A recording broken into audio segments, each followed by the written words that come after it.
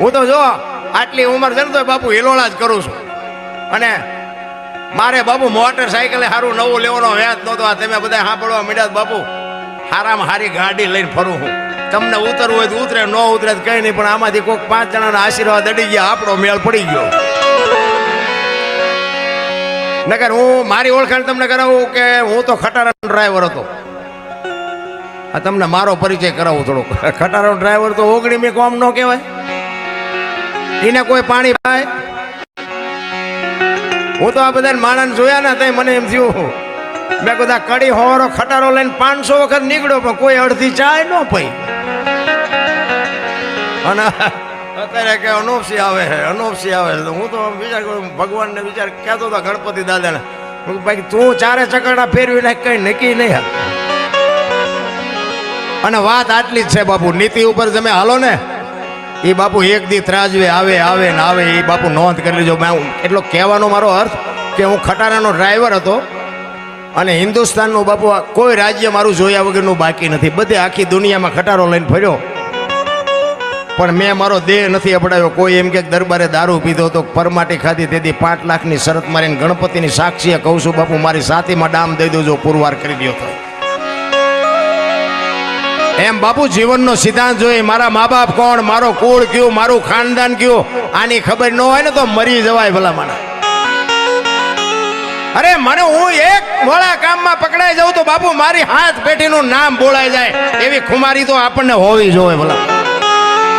એની માટે સારા સંતાનની જરૂર છે અને સારા સંતાન માટે સારી જનેતાની જરૂર છે. સારી મા વગર બાપુ સારા સંતાન કોઈ દે ન થાય. ધરાવીને ધાનનો નીપજે, કોડવીને માડું નો હોય, જેહળ જકરા નીપજે બાપુ જેની જનેતા હોથલ હોય. હારી મા વગર બાપુ હારા દીકરા કોઈ દે ન થઈ શકે. હારી મા એટલે હું તો આ બેનો દીકરીઓને હાથ જોડીને કહું, અમુક મારી વાતો કડવી લાગશે પણ દરદ તો કડવું પાવતો જ મટે, ગોળ ખવરે દરદ ન મટે. એટલે મારી વાત અમુક કડવી તો તમને લાગશે જ, પણ હું તો તમને સારા માટે કહું છું. ભવિષ્યમાં મારી વાત બાપુ નોંધ કરવી હોય તો કરી લેજો. અને આપણી વાતની જો કિંમત ન થાય તો બાપુ આપણે, હું છે ને પૈસા કમાવા ભજન શીખ્યો જ નથી. પહેલી વાત જ આ, હું હાચવી ન શકું એટલું મને આપ્યું છે ભગવાને. જમીન છે, જાગીર છે, ગાયું ભેંસું, ઘોડા, વાહન, મકાન કાંઈ ઘટતું નથી. દીકરા, દીકરાના ઘરે દીકરા, કાંઈ કરતા કાંઈ આ મારા ઘરે આવી ગયા દયાનંદ તે પૂછો, કોઈ જાતની કમી નથી. પણ મારો તો હેતુ એક જ છે કે આ દુનિયા જે હોળા રસ્તે જાય ને હું તો શું સુધારી શકું. હું તો હાથ જોડીને દુનિયાને ભાઈઓને અને એમાં આ ઉગતી પેઢીને ખાસ કહું કે મા બાપની આબરૂને બાપુ ડાઘ લાગે એવું પગલું ન ભરતા. અને એવું પગલું ભરશો તેથી મા બાપની આંતળી જો કકળી જાય ને તેથી તમારી હાથ પેઢીનો વિનાશ થઈ જાય. એક લખવું હોય તો લખી લેજો. માને બાપને બાપુ દુઃખ થાય એવું કોઈ દી કોઈ પગલું ન ભરતા.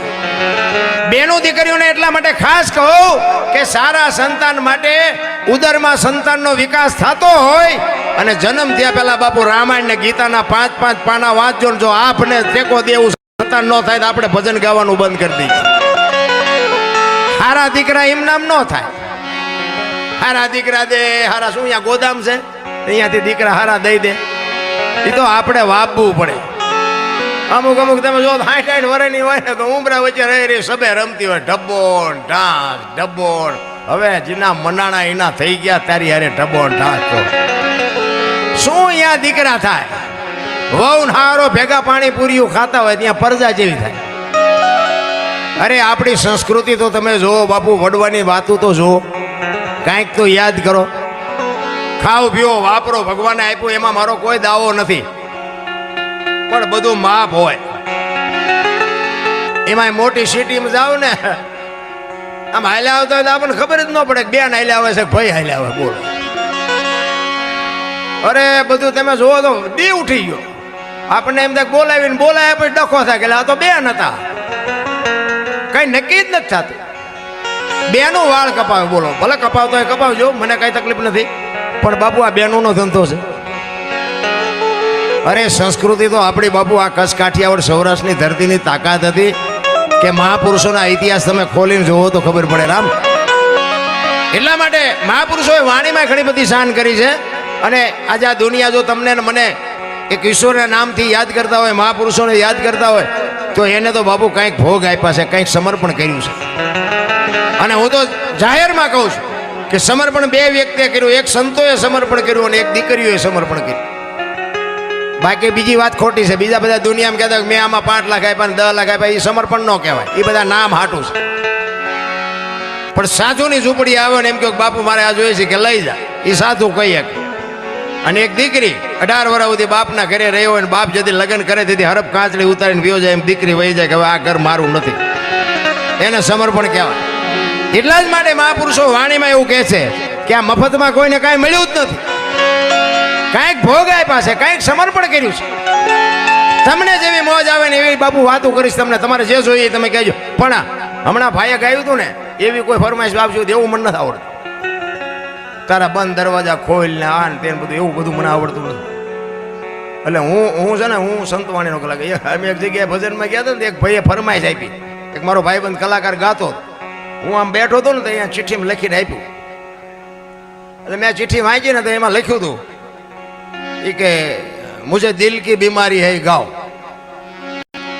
એટલે મેં કીધું આ ફરમાઈશ તારી છે કોઈ આપી? એ કે મેં લખ્યું. એટલે મેં કીધું માલપાની પીડા હોય તાર બાપાને કે બહારની પીડા હોય દવાખાને જા, એમ એ હાટમાં અહીં નથી આવ્યા. ફરમાઈશ દેવાવાળાને બાપુ ખબર હોવી જોઈએ કે અત્યારે આપણે કાર્યક્રમ શેનો છે એનો બાપુ. પછી ઠીક છે અમારે પછી તમે અમને બોલાયો એટલે અમારે તમારા ગાણા ગાયા વગર છૂટકો નહીં, કારણ કે અમારે પેમેન્ટ લેવાનું વળી પા પેમેન્ટમાં વાંધા પડે. એક જગ્યાએ હું બાપુ પ્રોગ્રામમાં ગયો, આ સત્ય હકીકત કહું, એક જગ્યાએ કીધો ને એ મને કે લગ્ન ગીત ગાઓ. મેં કહું લગ્ન ગીત ગાવાનું કામ બેનનું છે. એ મને કે તમને અમે બોલાવ્યા છે ને. મેં બોલાવ્યા છે વાત બરોબર છે, પણ ભજનનું કહીને બોલાવ્યા હતા, અમારે ભજનનો પ્રોગ્રામ રાખવાનો છે.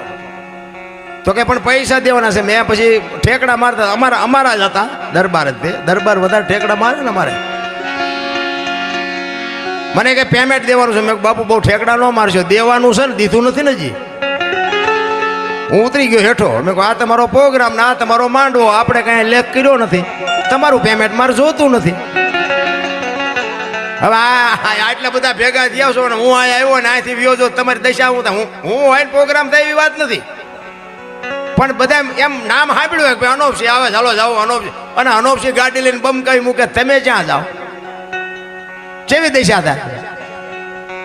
મેં કીધું ભાઈ આપણે પ્રોગ્રામ કરવો નથી ને આપણે લગ્ન ગીત ગાવાય નથી. અને પછી તો મેં કીધું આપણે ભજન નથી ગાવા. અમે કઈ તમારે અહીંયા દાડીએ નથી આવ્યા? અરે સાંભળવા જેવું સાંભળો ભલામણા. ખાવા પીવાની વસ્તુઓ છે ને તમે એમ કહો કાંઈ ગમે એ ગાવ તો બાપુ એ તો અમારું કામ નથી. ભજન છે, સંતવાણી છે બાપુ. એવી કંઈક વાતો હોય, એવી કંઈક રામાયણ ગીતા ભાગવતની વાતો ઠીક છે. અમે જોક્સ 2-5 કહીને તમને આનંદ કરાવી, તમને રોકી રાખવા મહેનત કરી. બાકી અમારે કોઈને વેરાગ નથી લગાડો. આ રાયડું પાડી અમારા હાટું પાડી, તમારા હાટું પાડતા નથી.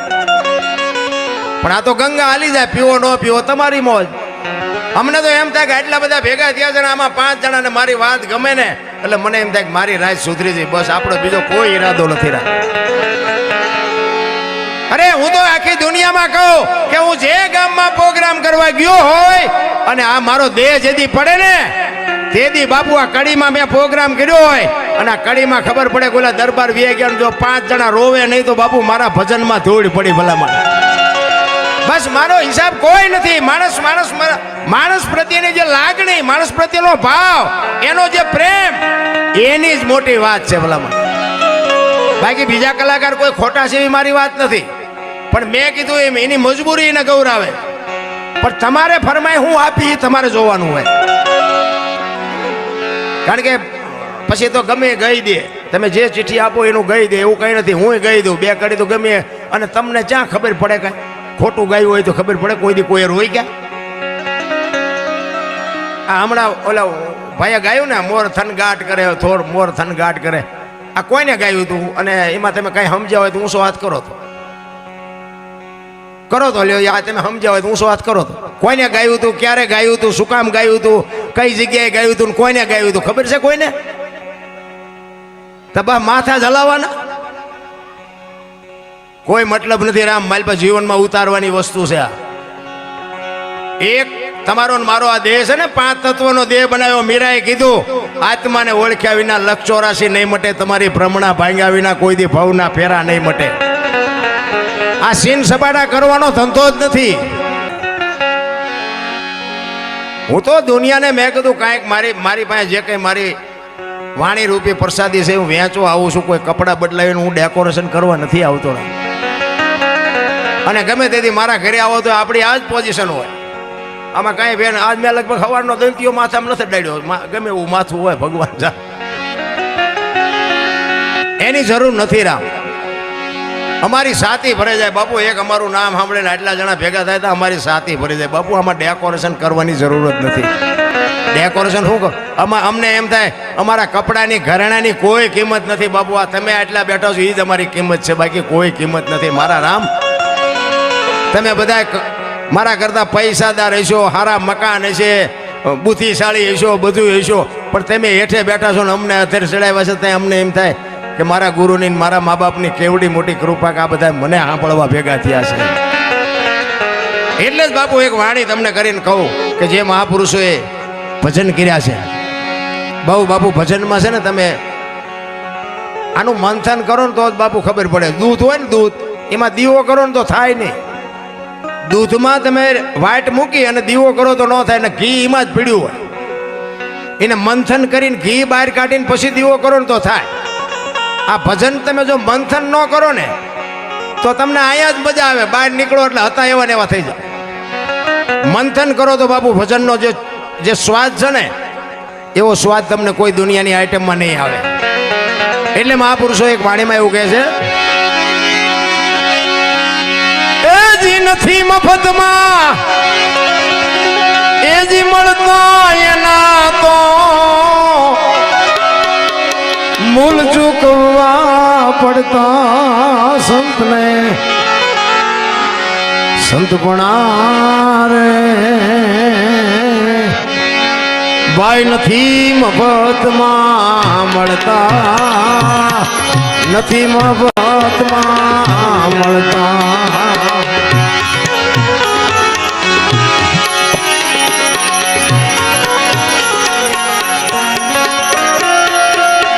ભરી બજારે ભાઈ કોઈ વેચાણા,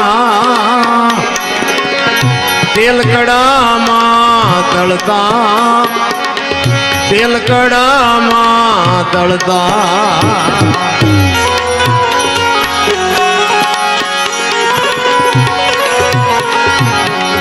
ભરી બજારે ભાઈ કોઈ વેચાણા, તેલકડામાં તળતા, તેલકડામાં તળતા.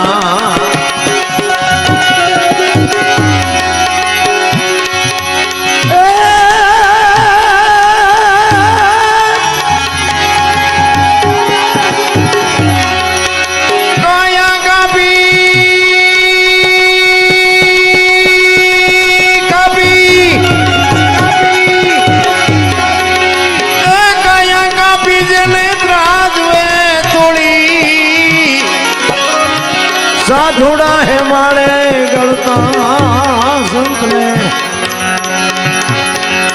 સંતપણા રે ભાઈ નથી મફતમાં મળતા, નથી મફતમાં, નથી મફતમાં. જેલ કડામાં તળાણા, જેલમાં ગયા, ઝેર પીધા, ફૂળીએ ચડ્યા, કરવત મુકાવ્યા. બાપુ તમે દીકરા કાપ્યા, વિચાર કરજો બૈરા આપ્યા.